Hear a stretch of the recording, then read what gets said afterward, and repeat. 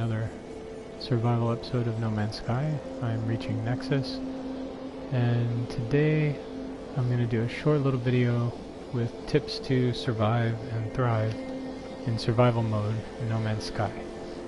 And right now I'm on a pretty mild planet, which makes this a lot easier, but I did survive on a much harsher planet. Learn some tough lessons, and hopefully I can walk you through them.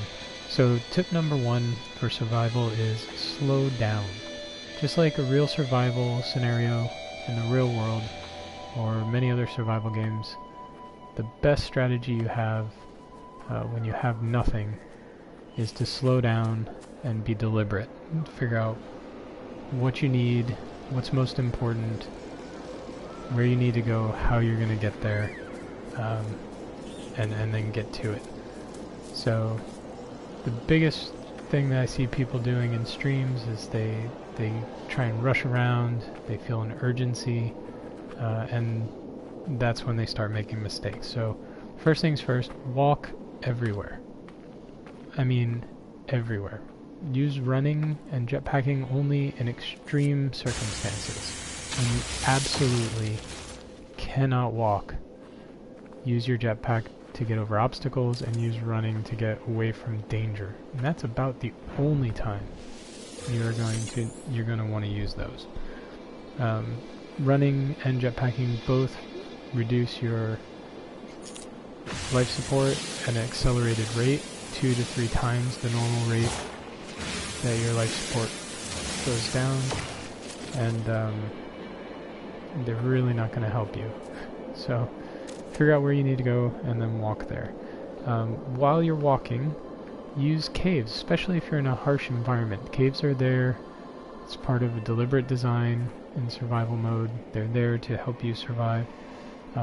Running through them was my first mistake, so I would get out of the elements, I would find a cave, and then I would start sprinting, and very quickly I would run down my life support, thinking that there was something wrong with the cave, which pushed me to move out of the cave and then back out into the harsh elements, and lo and behold, I was dead several times. You can go back and watch those videos if you want. It wasn't pretty. If you can, and you know, if you get stuck in a cave and you can't get to where you need to go, the cave dead ends, go ahead and use that time to make items that you're going to need when you get to your destination. You can always transfer items to your ship. I haven't found a range at which I couldn't transfer items to my ship. From is a different story, but you can build stuff, craft it, and then transfer it to your ship.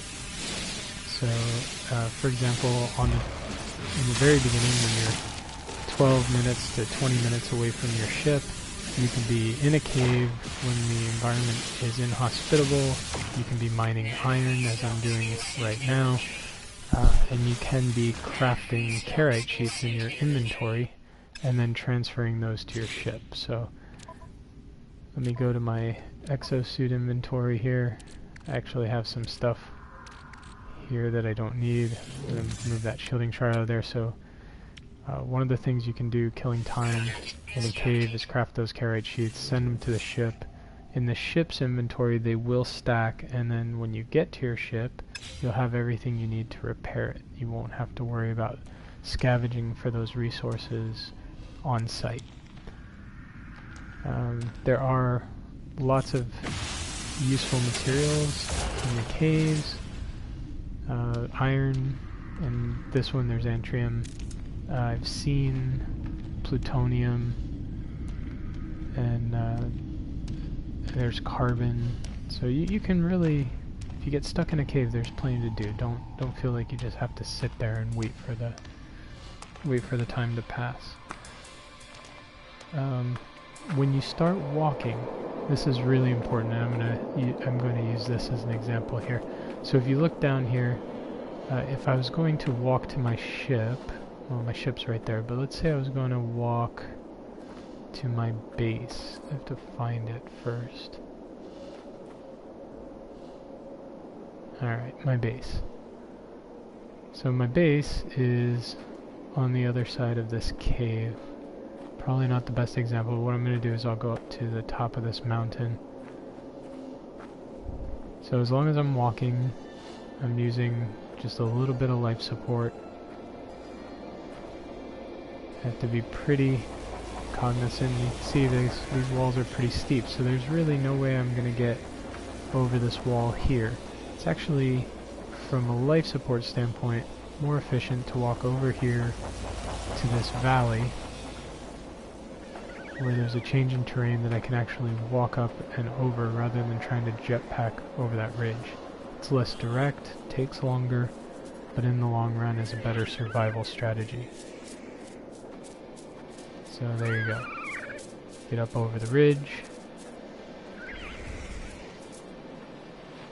And pretty soon I'll be able to look down off of this mountain and then plan my next leg of my route. This terrain is actually pretty rough, so there's a drop here.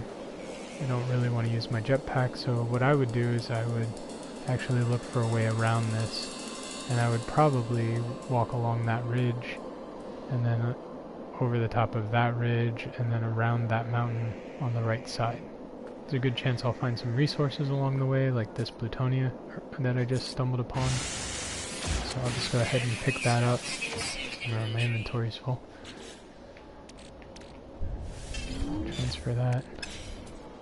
And yeah, pick up those resources. So in the long run, if you slow it down, you take that walk, you're gonna find more resources along the way.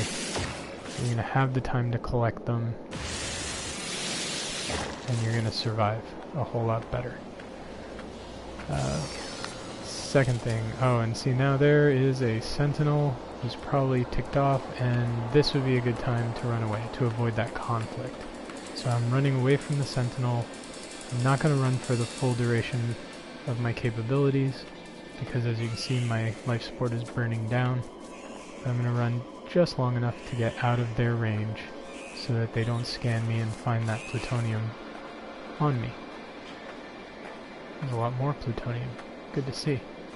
Okay, so once you've got the basic traveling down and you're not constantly under pressure to maintain all of your equipment, you've collected some basic resources, you have a reasonable amount of plutonium which is going to be necessary to launch your ship, what you're going to want to do before you travel to your ship is to build some tech. You want to build this piece right here called the signal booster. It's cheap, it's 50 iron, 25 platinum. You can pretty much gather those materials anywhere. Before you build a save point, before you build anything else, do yourself a favor, drop one of these objects. It is invaluable. You can then interact with the object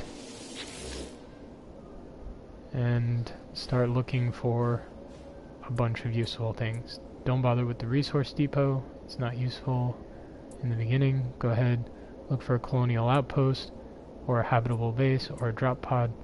See if any of those are closer than your ship. Those are going to really help you out if they're closer than your ship. So first things first, build this. Don't worry about save points. You can build a save point after you've found a couple of places nearby that you can walk to and protect yourself from the elements. The next thing you want to do is then build yourself a save point. And saving is kind of tricky. You want to save at a time when you have good health. You want to make sure in your HUD you have a reasonable amount of shielding. You want to make sure that your life support is charged before you save the game, because when you die you will respawn a next generation of yourself and you will have exactly the same stats as when you died, but you will have none of the resources that you had when you died. So that is a good way. Saving when you're run down is a good way to get stuck in a death spiral and then having to reload the game or go back to a much earlier save. So use the save points, they're very helpful, but again, save only when you're in a position that you would want to be respawned in. When you have some health and you know your elemental shielding is not completely drained down, because you will respawn with those stats and you won't have any materials to recharge that equipment. The next thing that I found useful was a plasma launcher. Again, that's why you build that signal booster, because you can find an outpost, you can find abandoned camps, you can find places that are going to give you tech, and what you're really looking for, the one thing that makes survival so much easier, is this little guy right here, the plasma cannon. In a pinch, this weapon will save you time and time again, just by simply making a cave that you can hide in, that you can get out of the elements. You can do that also if you find a mineral column, or perhaps a section in the ground with minerals that you can use your mining laser to hollow out. But just having this tool right here it's just an incredible tool. I mean, it makes survival so much easier. They've changed it a little. You used to be able to mine with it as well. You could extract resources. There are some resources that'll still gather if you hit them with the plasma launcher now. But I noticed that plutonium is definitely not one of those anymore. I hit plutonium the other day, it vaporized it, I didn't actually collect any resources. That was very depressing. When we're talking about resource gathering, you want to prioritize Thamium-9 first. That's how you're going to recharge your life support. After that, you're going to want platinum for building that signal scanner. Then you're going to want plutonium for launching your ship. Just take all the plutonium you find, immediately send it to your ship. If you need to recharge your mining laser, your mining tool, go ahead and use carbon. It takes longer, it's less efficient, but in the end of the day, the plutonium is too rare, and you don't want to waste it on your mining laser when you first start out. You want to have that stack of 250 or perhaps even 500 plutonium sitting on your ship, so that when you finally get it fixed, you'll be able to launch. It takes 200 plutonium to charge your launch thrusters, and they will burn down 100% every single time you launch your ship in survival mode. So as you can see, I've been walking for a while. I've only had to recharge my life support once. As I said before, this is my second planet. The planet I started on was much worse. The daytime was intolerable, and I was constantly trying to find my way through caves. On this planet I can walk in the day, and there's only a tiny little segment at night where I have to get in and out of the elements or maintain my thermal shielding. Let's see. I think that's about it. I think if you follow those rules, you go back and take your time, slow down in survival. Don't play it like it's Call of Duty or even normal mode. You should be okay. It's not that bad. It's difficult. I'm not going to say that starting out is easy, but it does get a lot easier as soon as you have those base resources. Because you'll get yourself a plasma gun, you'll be able to pick up iron like that. You'll know where the caves are that you need to duck into, and once you get in the habit of walking everywhere, you start to notice more. You find resources more easily. You're not as dependent on these scans for finding resources. That's one more thing that would be helpful. Don't forget to use zoom.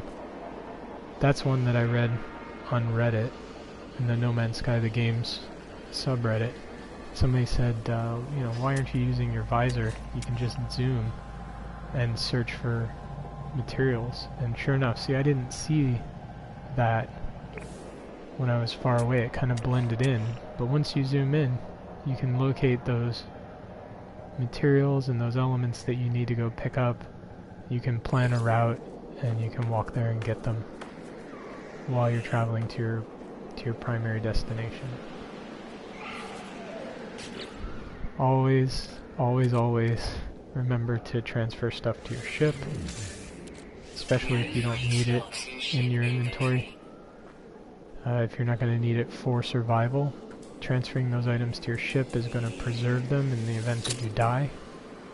You won't have them available on you when you respawn, but they will be preserved at least in your ship's inventory, so you don't start over at square one again. That's the worst feeling, is to die, respawn, and then you have absolutely no materials, and you've spent the last 2 hours farming materials just to lose them. That's a horrible feeling. Don't do that to yourself. Anything that you think you're going to want later that you don't need immediately for survival, transfer it to your ship. I'm a really long way from my base. I'm not going to walk an entire hour to my base for this video. I just wanted to demonstrate some of the things that I do when I'm out here trying to survive. So that's the video. I hope I kept it brief. I hope it helps a lot. I went over a lot of material. If you have any questions about anything I said, write it in the comments. And that ship just made me think of one more thing. If you can't build a signal scanner, for some reason you're on a planet, there is no plutonium, I'm going to be killed.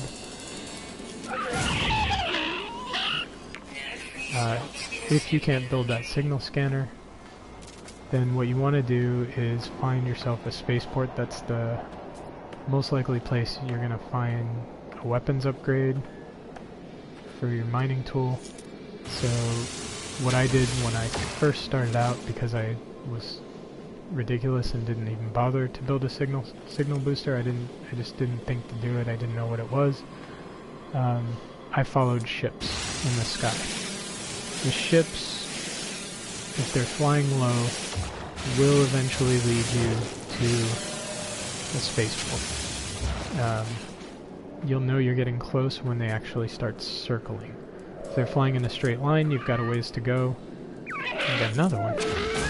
Didn't I already kill you? Oh, not a good shot. Oh.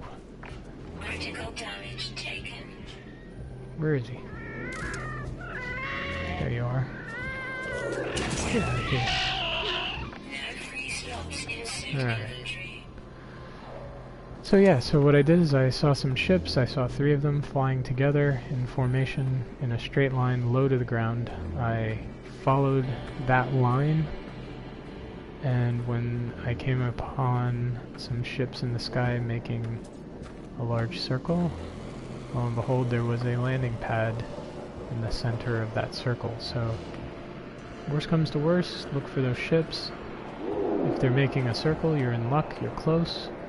If it's a long line, then just go in that direction, and eventually you will be rewarded with a landing pad of some kind and some civilization. And that could take a really long time in my experience, but saved me a couple of times. So good to know, and I hope it helps you. Alright, so now this, I promise, is the end of the video. Hope you enjoyed it. If you like the videos that I'm making, please leave me some comments. If you have questions, leave me some comments. Share, like, and subscribe. And thanks a bunch.